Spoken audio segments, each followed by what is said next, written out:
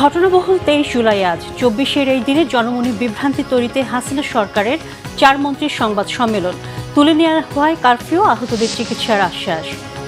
শহীদ রাষ্ট্রপতি জিয়াউর রহমান হত্যা মামলার আসামি মোজাফফর হোসেনকে ট্রাইব্যুনালে হাজির করা হয়েছে। ইরানের বিভিন্ন শহরে যুক্তরাষ্ট্রের হামলায় নিহত 2, আহত 11 জন। জর্ডান ও বাহরাইনের মার্কিন ঘাঁটিতে পাল্টা হামলা তেহরানের। দেখছিলেন সংবাদ শিরোনাম, এবারে বিস্তারিত। 2024-এর 23 জুলাই ছিল তৎকালীন স্বৈরাচার সরকারের দেশব্যাপী জারি করা কারফিউর চতুর্থ দিন।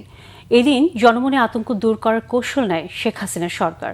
যৌথভাবে সংবাদ সম্মেলনে 4 মন্ত্রী পরিস্থিতির উন্নতি হলে কারফিউ তুলে নেওয়ার কথা জানান। আন্দোলনে আহত শিক্ষার্থীদের চিকিৎসার ব্যবস্থাও শিক্ষার্থীদের বিরুদ্ধে মামলা হলে দেখভাল করার কথা জানান তৎকালীন আইনমন্ত্রী আনিসুল হক। তবে বিশ্লেষকরা বলছেন, এসব পদক্ষেপ আন্দোলন দমিয়ে দেওয়ার একটি কৌশল ছিল মাত্র। একই সময় তৎকালীন আইসিটি প্রতিমন্ত্রী ইন্টারনেট নিয়ে নানা অপপ্রচার চালান। গণ অভ্যুত্থানের 23 জুলাইয়ের দিনলিপি জানাচ্ছেন আরিফিন শাওন।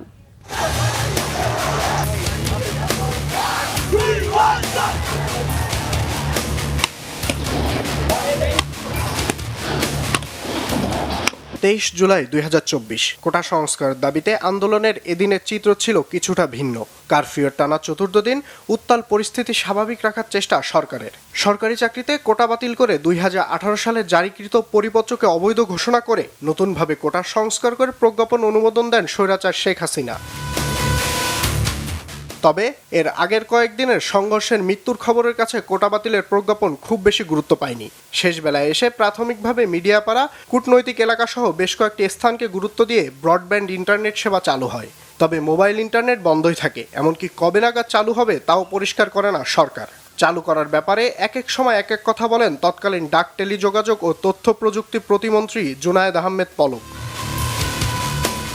পরিস্থিতি স্বাভাবিক হলে কারফিউ তুলে নেওয়া ও আন্দোলনে আহত শিক্ষার্থীদের সহায়তা দেওয়ার কথা বলেন তখনকার 4 মন্ত্রী। এদিকে দেখামাত্র গুলির নির্দেশের বিষয়ে মার্কিন স্টেট ডিপার্টমেন্টের নিন্দার কড়া সমালোচনা করেন তখনকার পররাষ্ট্রমন্ত্রী হাসান মাহমুদ। তাদের ব্যাপারে যদি কোনো মামলা হয়ে থাকে সেগুলি আমরা অবশ্যই দেখব। কারা কারা শিক্ষার্থী ছিলেন এবং শিক্ষার্থী কোন কোন প্রতিষ্ঠানের ছিলেন সেটা কিন্তু এই মুহূর্তে বর্তমানে যে অবস্থা সেটাতে আসলে নিরূপণ করা খুবই কঠিন। বিচার করে প্রত্যেক কেসে যেই হোক বিচারের করে সাজার আওতায় আনা হবে। একজন নোবেল লরিয়েট দেশের উপর, রাষ্ট্রের উপর যে হামলা হয়েছে সেই হামলার প্রতিবাদ না জানিয়ে বরং বিবৃতি দিয়েছেন অন্যান্য বিষয় নিয়ে, সেটি সত্যি দুঃখজনক। তবে বিশ্লেষকদের দাবি, মূলত আন্দোলন ধীরগতি ও অকার্যকর করতে এসব পদক্ষেপ নিয়েছিল তৎকালীন সরকার। এই সময় 4 জন মন্ত্রী স্টেটমেন্ট দেয় এবং কতগুলো মিথ্যা আশ্বাস দেয়া হয় যে ছাত্রদেরকে কিছু হবে না, তারা যেন আন্দোলন থেকে সরে দাঁড়ায়, তাদের দাবি মেনে নেওয়া হচ্ছে, ইত্যাদি ইত্যাদি। ফ্যাসিবাদী সরকার বেছে নিয়েছিল যে মিথ্যা আশ্বাস দিয়ে হোক, যে কোনোভাবে হোক ছাত্রদেরকে বোঝায় যদি একটা কনভিন্স করে তাদেরকে আন্দোলন থেকে দূরে রাখা যায়। প্রথম দিকের আন্দোলন শান্তিপূর্ণ ছিল, কোথাও ভাঙচুরও হয়নি। তো এটা অ্যাগ্রেসিভ হলো কী করে? আপনারাই তো প্রথমে গুলিটা করেছেন, তা আপনি গুলি করবেন আর আমি আপনাকে স্যালুট দিতে থাকবো, এটা হয়? তো আপনি কোন আশ্বাসটার স্কোপটা আমার জন্য রেখেছেন? আমার প্রশ্ন সেটা। তো যেহেতু স্কোপটা নাই, তা আমি তো আন্দোলনেই ফিরব। একই সাথে শিক্ষার্থীদের পাশে দাঁড়ানোর আশ্বাসের আড়ালে আন্দোলনে জড়িতদের ওপর নির্যাতন চালায় পুলিশ ও ফ্যাসিস্ট বাহিনী। আমি জানি আমার উপর চাপ ছিল, প্রশাসনে, ইউনিভার্সিটি প্রশাসনে আমাকে বলেছে যে অবস্থা শান্ত হোক, তারপরে সবাই এক এক করে হিসেব নেওয়া হবে। আমি জানি যে আমার উপর এই হিসেবটা হতে পারত। তারপরে আমার একাডেমিক কমিটিতে, ডিপার্টমেন্টে একাডেমিক কমিটিতে এই বিষয়ে হয়েছিল আর কি, অভিযোগ করা হয়েছিল। এবং তারা ছিল যে শুধু এখন তো সামনে একাডেমিক কমিটিটা বসবে, তা আমরা আপনাকে দেখে নেব। জগন্নাথ বিশ্ববিদ্যালয়ের শিক্ষক সমিতিকে আমরা আহ্বান জানিয়েছিলাম যে আসুন একসাথে আমরা একটা মানববন্ধন বা একটা বিবৃতি দেই, ছাত্রদের নিরাপত্তা চেয়ে, অন্য কোনো কিছু না। কিন্তু আমরা সেই সময় কোনো শিক্ষককে আমরা পাইনি। এবং শিক্ষক সমিতির যে মিটিং হয়েছিল সেই সময়টাতে, শিক্ষক সমিতির মিটিংয়ে আমরা চেষ্টা করেছিলাম যে ছাত্রদের নিরাপত্তা চেয়ে শিক্ষক সমিতির মিটিংয়ে একটা এজেন্ডা নিয়ে আসা হোক এবং একটা বিবৃতি দেওয়া হোক। সেই এজেন্ডাটাও শিক্ষক সমিতিতে নেওয়া হয়নি, বিবৃতি তো অনেক পরের কথা। এদিকে পরিস্থিতি নিয়ন্ত্রণে এসেছে দাবি করে 24 জুলাই থেকে 7 ঘন্টার জন্য সারা দেশে কারফিউ শিথিলের ঘোষণা দেন তৎকালীন স্বরাষ্ট্রমন্ত্রী আসাদুজ্জামান খান। সবকিছুর আড়ালে চলতে থাকে গণগ্রেফতার ও হয়রানি, এতে আরও ফুঁসে ওঠে সাধারণ জনগণ। আরেফিন শাওন, বাংলা ভিশন, ঢাকা। শহীদ প্রেসিডেন্ট জিয়াউর রহমান হত্যা মামলায় গ্রেফতার আসামি অবসরপ্রাপ্ত মেজর মোজাফফর হোসেনকে ট্রাইব্যুনালে হাজির করা হয়েছে। মানবতাবিরোধী অপরাধী মামলায় তাকে গ্রেফতার দেখানো হচ্ছে। চিফ প্রসিকিউটরের আবেদনের পরিপ্রেক্ষিতে মঙ্গলবার বিচারপতি নজরুল ইসলাম চৌধুরীর নেতৃত্বে ট্রাইব্যুনাল 2-এর 3 সদস্যের বেঞ্চ আজ মোজাফফরকে ট্রাইব্যুনালে হাজির করার আদেশ দেয়। মাসুদউদ্দিন চৌধুরীর সঙ্গে কথোপকথনের সূত্র ধরে ৪৫ বছর পর গত ১৬ জুলাই গ্রেফতার করা হয় অবসরপ্রাপ্ত মেজর মোজাফফরকে। বর্তমানে মোজাফফর সেনা তত্ত্বাবধানে আছেন। ১৯৮১ সালের ৩০ মে চট্টগ্রামের সার্কিট হাউসে হত্যা করা হয় রাষ্ট্রপতি জিয়াউর রহমানকে। সে সময় থানায় করা মামলার নথিতে দেখা যায় হত্যাকাণ্ডের সময় রাষ্ট্রপতি জিয়াউর রহমানের কাছে দাঁড়িয়েছিলেন মেজর মোজাফফর। ওই মামলার ৬ নম্বর আসামি মোজাফফর সামরিক আদালতে বিচার শুরুর আগেই পালিয়ে যান ভারতে। চট্টগ্রামের বন্যার কারণে সপ্তাহ জুড়ে পানিবন্দী ছিল সাতকানিয়া উপজেলার কয়েক হাজার পরিবার। অভিযোগ উঠেছে সরকারি বেসরকারি কোনো ত্রাণই ঠিকমতো পায়নি পরিবারগুলো। দুর্গত অনেক এলাকাতেই সময়মতো পৌঁছায়নি কোনো ধরনের ত্রাণ সেবা। তবে প্রশাসনের দাবি পানি নেমে যাওয়ার পর জোরদার করা হয়েছে ত্রাণ সহায়তা। চট্টগ্রাম থেকে শাহিদা পিয়ার রিপোর্ট।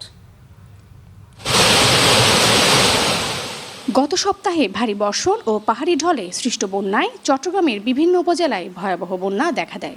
ক্ষতিগ্রস্ত হয় বেশ কয়েকটি উপজেলা। সবচেয়ে বেশি ক্ষয়ক্ষতি হয়েছে সাতকানিয়া উপজেলায়। অসংখ্য মানুষের সপ্তাহের বেশি সময় কেটেছে পানিবন্দী অবস্থায়। ভুক্তভোগীদের অভিযোগ, সরকারি বা বেসরকারি কোনো ত্রাণ সহায়তায় ঠিকমতো পাননি তারা। সরকারিভাবে ত্রাণ পৌঁছানোর দাবি করা হলেও ভুক্তভোগীরা বলছে চিকিৎসা সেবা তো দূরের কথা, শুকনো খাবার ও ওষুধের কিছুই পাননি তারা। রান্নাঘর পরে গিয়ে সবকিছু ভাঙি গিয়ে গই আর কিছু না ভাই, সরকার তো সাহায্য এখনো পর্যন্ত কোনো সরকারি ত্রাণ সামগ্রী এখনো আমাদের কাছে পৌঁছায়নি। রান্ধি পারে হাইবার পাও গিয়ে দনাই আতুন গরদ দনাই বাসল পর্যন্ত না ভাই সাহায্য সহযোগিতা হন মুড়ির না ভাই 5 দিন পানি বন্ধ করতে পারি না পারি, কষ্ট কি ভাত রান্না করে কিনে কিছু আইন না পারি মানে। বন্যার কারণে যোগাযোগ বিচ্ছিন্ন থাকায় অনেক দুর্গত এলাকায় ত্রাণ পাঠানো যায়নি বলে জানিয়েছে প্রশাসন। তবে পানি কমায় ত্রাণ সহায়তা জোরদার করা হয়েছে বলে জানিয়েছেন সংশ্লিষ্টরা। রোড কানেক্টিভিটি লাগবে। আপনি নৌকা করে যাবেন একটা জায়গায় গিয়ে দেখা যাবে উঁচু জায়গা, নৌকা যাচ্ছে না। আবার আপনি গাড়ি করে যাবেন, দেখা যাবে গাড়ি যাচ্ছে না, এক জায়গায় আবার যাচ্ছে। তো আমাদের এখন যে পানিটা কমে গেছে, এখন হলো যে আমরা একদম সর্বাত্মক আমাদের যারা স্বেচ্ছাসেবী আছে, আমাদের যারা ইউনিয়ন পরিষদের মেম্বার আছে, তারা সবাই ঝাঁপাই করছে এখন। তবে এ দাবির সাথে একমত নন স্থানীয় জনপ্রতিনিধিরা। স্থায়ী বাসিন্দারা হচ্ছে ছঙ্গ নদীর পারে, ওরা ক্ষয়ক্ষতি বেশি হয়ে গেছে। 5 দিন ধরে পানিবন্দী ছিল, তখন ওনাদেরকে কোনো ত্রাণ আমরা শুকনো খাবার দিতে পারিনি। উপজেলা নির্বাহী অফিসের থেকে যে 500 প্যাকেট শুকনো খাবার দেওয়ার কথা ছিল বা দেয়, ওইভাবে পানিবন্দী অসহায় মানুষের জন্য ওই ত্রাণ আমরা শুকনো খাবার পানি পর্যন্ত পাইনি। শিগগিরই বন্যা দুর্গতদের কাছে পৌঁছাবে ত্রাণ সহায়তা, এমনটাই প্রত্যাশা ভুক্তভোগীদের। শাহিদা পিয়া, বাংলা ভিশন, চট্টগ্রাম। এবারে আন্তর্জাতিক প্রসঙ্গ। ইরানের বুশেহর, আহভাজ ও সিরিক শহরে টানা 12তম দিনের মতো হামলা চালিয়েছে যুক্তরাষ্ট্র। ইরান ইরাক শালমচেহ সীমান্ত ক্রসিংয়ে মার্কিন হামলায় অন্তত 2 জন নিহত হয়েছে। খুজেস্তান প্রদেশে আহত হয়েছে 11 জন। জবাবে জর্ডান ও বাহরাইনের মার্কিন ঘাঁটিতে পাল্টা আঘাত হেনেছে তেহরান। হরমুজ প্রণালীতে চলাচলকারী জাহাজে যতবার হামলা হবে ততবারই ইরানের সেতু ও বিদ্যুৎ কেন্দ্রগুলোতে হামলা চালানো হবে বলে হুমকি দিয়েছেন মার্কিন প্রেসিডেন্ট ডোনাল্ড ট্রাম্প। জবাবে প্রতিরক্ষা নীতির যথাযথ প্রয়োগের হুঁশিয়ার করেছেন ইরানের পররাষ্ট্রমন্ত্রী আব্বাস আরাকচি। চলমান মার্কিন হামলার জবাবে মধ্যপ্রাচ্যের দেশগুলোতে থাকা মার্কিন স্থাপনাগুলোতে জোরদার হামলা চালিয়েছে ইরানের বিপ্লবী বাহিনী IRGC। এদিকে যুক্তরাষ্ট্রকে আরও চাপে ফেলতে সৌদি আরবের উপর নৌ অবরোধ আরোপের পর লোহিত সাগরে দেশটির 2টি তেলবাহী ট্যাঙ্কারে ক্ষেপণাস্ত্র ও ড্রোন হামলা চালিয়েছে ইয়েমেনের হুতি বিদ্রোহীরা। এদিকে ডেমোক্রেট সিনেটরদের বাধার মুখেও ইরান যুদ্ধ চালিয়ে যেতে $1,50,000 কোটি প্রতিরক্ষা তহবিলের অনুমোদন দিয়েছে মার্কিন সিনেটের প্রতিনিধি পরিষদ।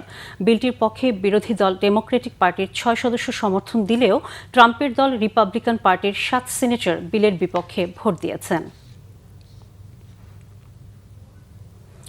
দর্শক, এই ছিল এখনকার মতো। পরের সংবাদ বেলা 11টায়। এছাড়া বাংলাভিশন সংবাদ ও সংবাদ সংশ্লিষ্ট অনুষ্ঠান দেখতে ভিজিট করুন www.bvnews24.com ও facebook.com/banglavisionnews এবং সাবস্ক্রাইব করুন youtube.com/banglavisionnews। সাথে থাকার জন্য ধন্যবাদ সবাইকে।